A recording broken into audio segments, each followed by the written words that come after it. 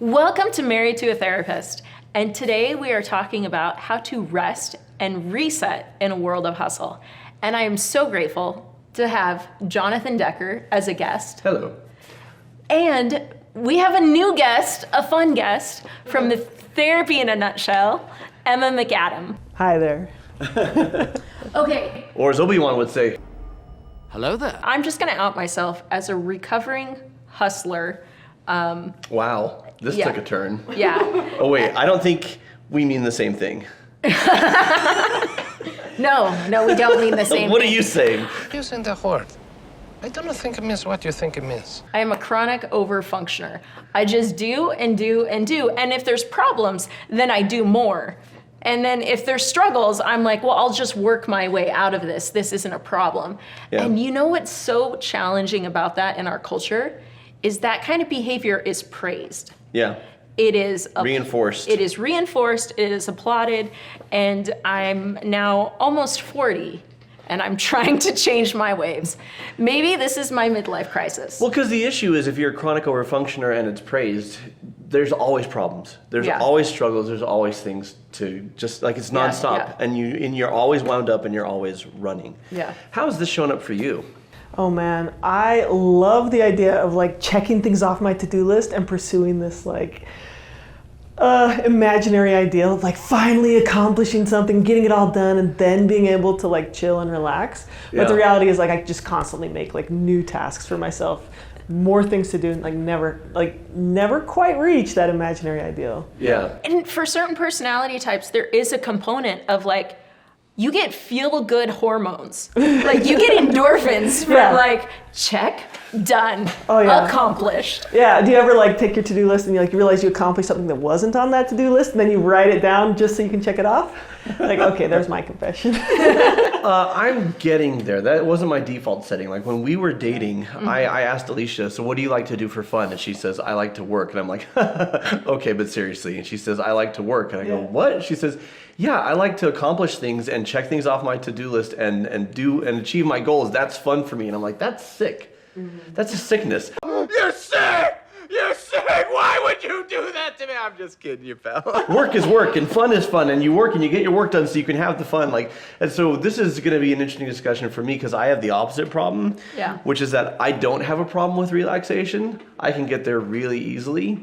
But as I grow older and as I have more things to do and more responsibilities, I do feel, and as people are like counting on me, Relying on you. yeah, when it was just me, I had no problem procrastinating and putting stuff Yeah. off because I was the only one who paid the price. But now it's a different story, and I do feel that pressure. Yeah, and how, I do how feel does that that go, work? go, Now that, they have like dozens of employees and go. How it works is that I have to set the example, right? I mean, you get this with your channel, and I know you get this with being CEO of Mended. Like, you have to set the example. You have to follow through because you're setting the pace for everybody else. And that's daunting because if you're, including with parenthood, right? If you're setting the pace for everybody else, well, what if your pace is too slow, then they eclipse you and they think you're a loser. and if your pace is too fast, everyone's like, slow down there. Like you're working us too hard, and it's a balance. here's the thing that I would like to talk about. We live in a culture that celebrates hustle. Yeah. We live in a culture that celebrates achievement. And like the three of us sitting here, we're also entrepreneurs.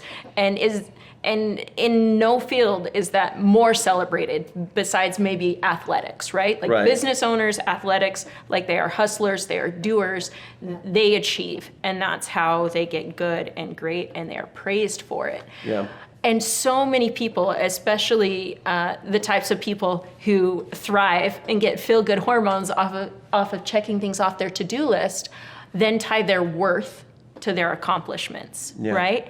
And we're trying to earn our worth, and we're trying to prove our belonging, and we're trying to say, I'm enough, I'm Yeah. worth it, I'm valued, because look and see what I do, right? Yeah, and I think that's especially toxic when you don't even realize you've internalized that belief, Yeah. right? Like you have this internal belief that like, oh, I could like myself if I accomplished this Right. much. I could feel worthy in my family or among my friends if I make this much money, if I work this hard, or if I'm constantly busy. Like this is like this badge. Like, how you doing? Oh, I'm busy. Yeah. Oh, yes, I am a good person. Like pat yourself on the back, right? Yeah. And so we constantly think that like, oh, if I could just achieve this, then I would do it. But we don't realize we've internalized that belief. And when it's not Absolutely. intentional, we can't ever reach that goal. Yeah. Well, it's related to I'll be happy when, right? I'll be Yeah. happy when I've accomplished this. I'll be happy when I have this body, when I look like this. I'll be happy when I have this much in my bank account. And what I find time after time with people who in my therapy office is that if they reach it, they just move on to the next thing. Oh, totally. And this is something that Alicia, if I may, struggles with, that we've talked about several times in our relationship, is she will work really hard and she'll accomplish this incredible thing, and then she's like on to the next thing. And I have to remind her, hey, are you stopping to I don't celebrate well. Are you stopping to celebrate and appreciate this accomplishment? Because I'm assuming you were hoping that you would feel something Yeah. by accomplishing this, and it seems like you're just on to the next thing. Move along.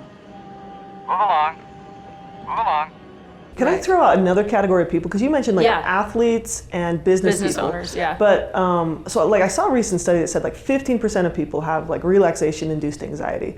I polled my audience. What does that mean, relaxation-induced anxiety? Like you Where stress you- out by relaxing? Yeah, when you try to relax, it makes you feel more anxious. Yeah, like guilty, like I should be doing something. Yeah, I should be doing something. Well, guilty.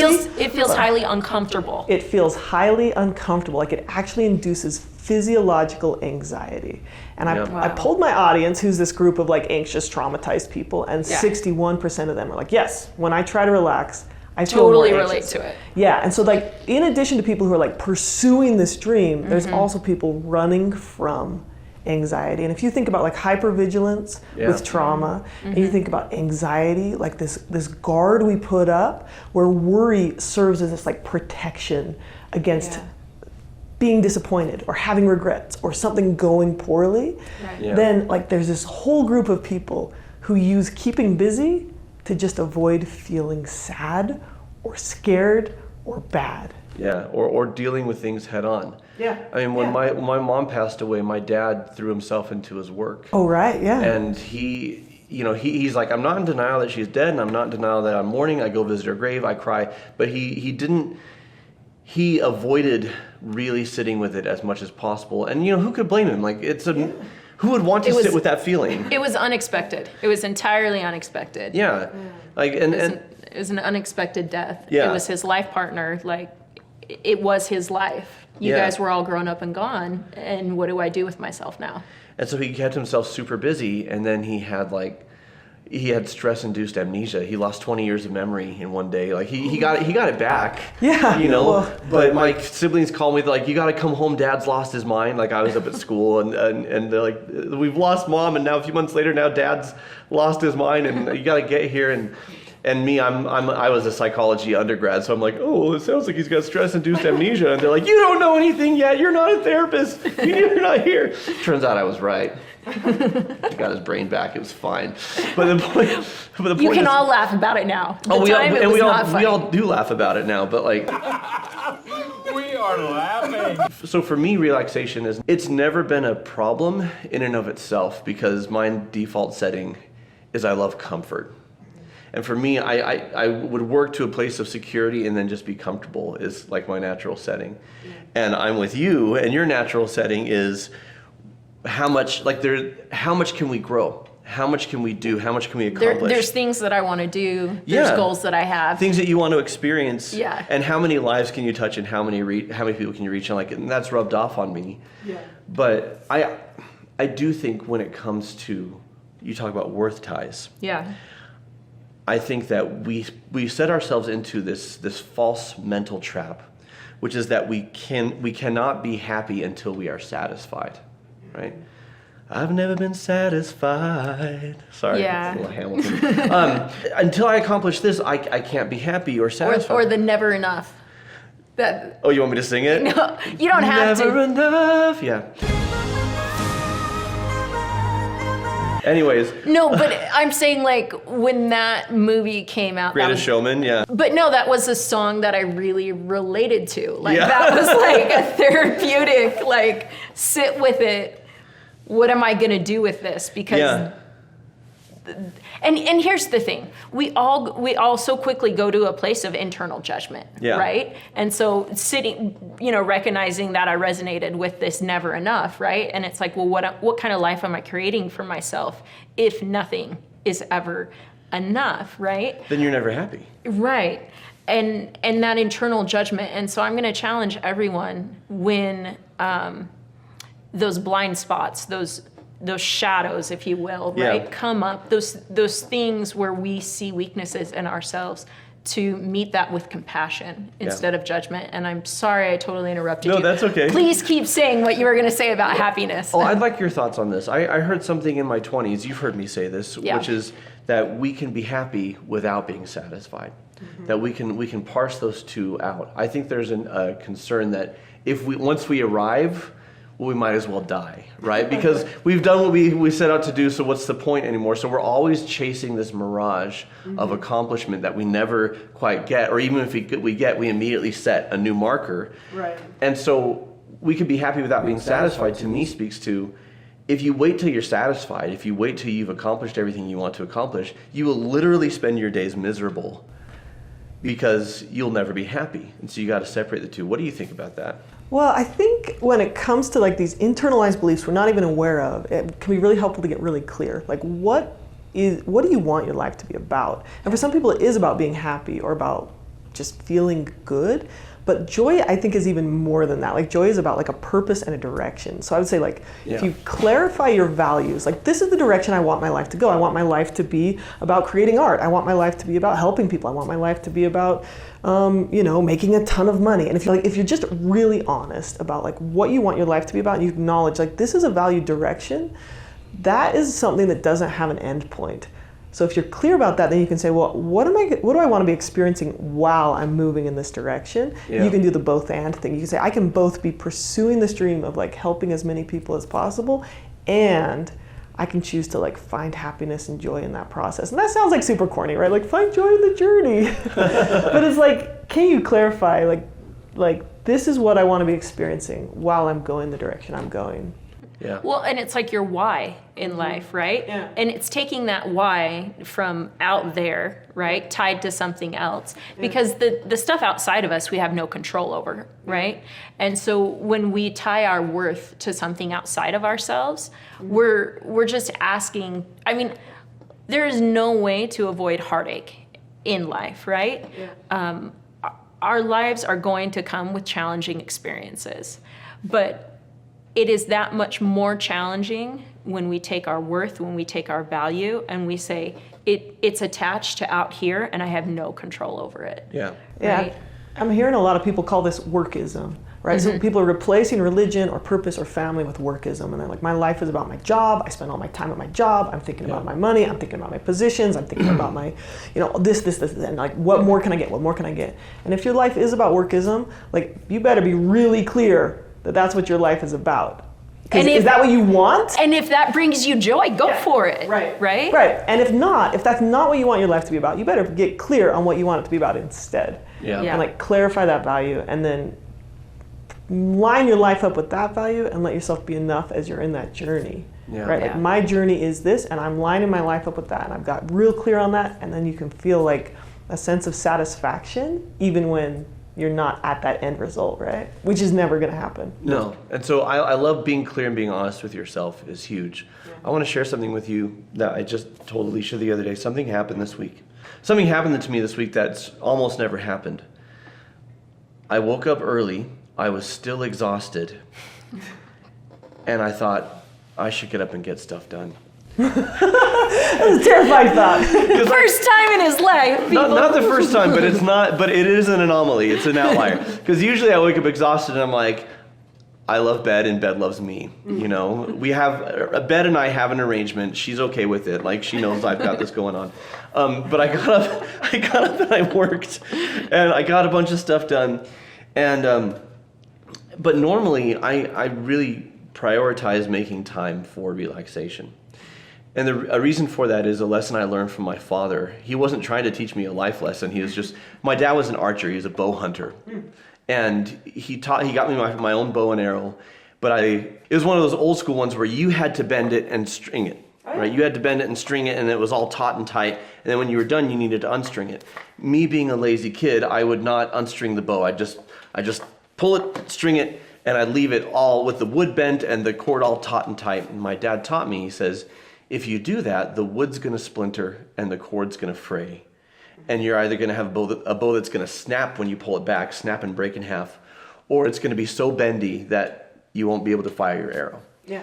And at the time, it was just a lesson in archery. I don't know why it stuck with me, because years later, I realized that is the bow is our mind, right? You have to unstring the bow, otherwise it's going to fray, and I can't, or the wood's going to splinter, and you won't have a sharp mind to do the work you need to do. Yeah. And I've often reflected on. I've seen several entrepreneur friends of ours who were really driven and really motivated and lived in workism and lived in go, go, go, nonstop, accomplished this, checked it off, and moved on to the next thing, and they burnt out. Yeah. And they learned, like, I have to pace myself, otherwise this mission that I have, this dream that this life purpose, I won't be able to fulfill it. I won't be able to follow it, because I'll just have nothing left. Mm-hmm. And so I always remember that when usually, unless like there's time-sensitive things that Alicia says to me, I don't care what you do once your work is done. So I'm really motivated to get my work done, because I need that time to unstring the bow, right? I need that time. So in theory, this is a great idea, right? Got to unstring the bow.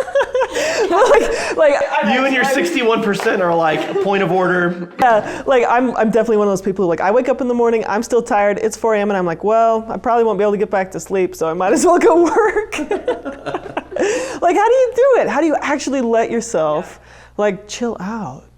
All right, everyone, chill. I think it's a learned experience, right? So I have 5 children. We were just chatting about this. The youngest is 7. The oldest is going to be an adult here pretty soon. I don't know what we're doing with our lives.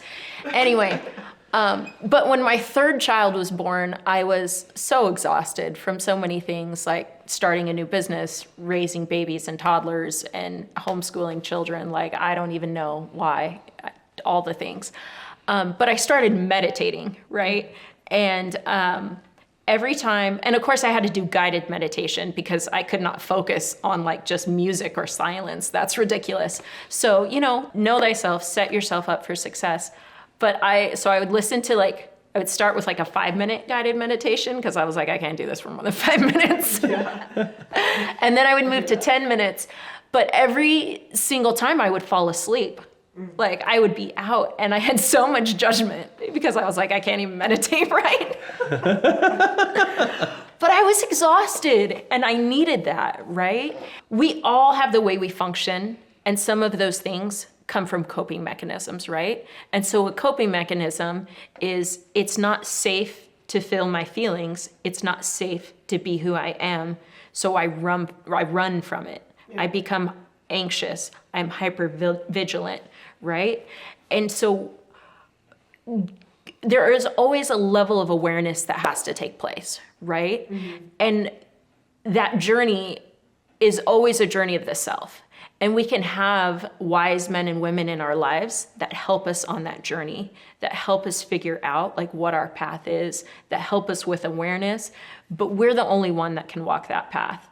And so asking yourself, what's working for me, or is this serving me, right? And our audience has heard this a lot, and I talk about this a lot. When we come to this new level of awareness, if I realize I have relaxation-induced anxiety, like that question, instead of going, oh my gosh, what's wrong with me? I can't even relax. The rest of the world can relax. Like, I'm just hopeless. Because let's be honest, we all go there, right? And then we ask ourselves, okay, is this serving me, right? And it's like, well, no, it's not serving me. Well, okay, well, what's one thing I can do today to help me, right? And we can watch YouTube videos, and we can read books, and we can go see our therapist, and we can get ideas, right? But like working through that, because I am 100% sure, like those people that have relaxation-induced anxiety, it's because they don't feel safe to be who they really are. And there is 100% sure I'm 100% sure there's a completely valid reason for that lack of feeling safety, right? Yeah, totally. Like from childhood, it wasn't okay for them to be who they really were, you know?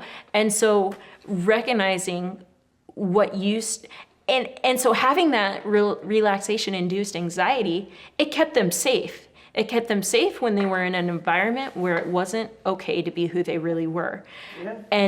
And what happens is we keep those coping mechanisms, if you will, we keep those survival functions, and it's like a script, it's like a program that is run in our brain that we don't even realize is there. And then we become aware of that program, and instead of saying, oh, look at me, I did such a good job taking care of myself, I did such a good job surviving those really challenging circumstances, way to go me, we instantly go into judgment and say, what's wrong with me? I couldn't even do that right, right? And so meeting that with compassion and getting the support and starting that journey. And here's the key to starting that journey. It needs to be safe to do so. Because sometimes we're in an environment where it's not safe. Maybe we're in a partnership that's not safe. Maybe we're still living with a parent and it's not safe, right? Getting to that safe environment where it's safe to start untangling the web of what has helped us survive, and untangling those survival mechanisms so we can move to a place where we can thrive. And a lot of times we feel like we just need to get there and it's a destination and that we need to be fixed. And to realize that we're not broken, we don't need fixing, we're wounded and we need healing. And that's a completely different story. I think for a lot of people with trauma, they've spent their lives, especially like childhood emotional abuse and things like that, spent their lives just monitoring, being busy, trying to stay busy and to prevent anything bad from happening. The hypervigilance kept them safe. Yeah, and so I think for a lot of people, when they do try, they're addicted to their work, they're addicted to being busy or, accomplishments. When they start to try to relax or slow things down, they're gonna feel scared, anxious, jittery, or guilty. And I think you have to acknowledge, like, okay, this might feel uncomfortable while I practice this new skill, and learning to relax and learning to slow down is actually a skill you can learn, but you gotta tolerate that discomfort while you do it, and eventually that discomfort's gonna go down and like the happiness and joy is gonna start coming back into your life. And I think a part of that is giving yourself that permission, because it's accompanied by guilt. I shouldn't be relaxing. And saying, going back to the unstring the bow thing, like, if I burn out, I can't be of use to anybody. If I burn out, I can't pursue my goals. Like, I need this for me so that I can continue, and that there's nothing wrong with that. And then alleviating that shilt, guilt and shame. Like that. Yeah, shilt. We should I think we just coined a new word for shame and guilt, is shilt. Relaxation-induced shilt. Pretty sure that's where we're at. Stop shooting and shilting on yourself. Ew. So Emma, we want to thank you for joining us on this episode. If y'all haven't checked out Therapy in a Nutshell, fantastic channel. If you enjoyed this video, take a look at how to know if you have anxiety. It's going to pop up here at the end. As always, if you need added support, go to mendedlight.com, schedule a complimentary 15-minute consultation with one of our counselors, or learn about our membership site where we have all sorts of resources for you at a low cost. Do you have relaxation-induced anxiety? Do you struggle with slowing down? Let us know your experience in the comments below and how you cope. Thank you for joining us today, and remember to keep shining. We need your light.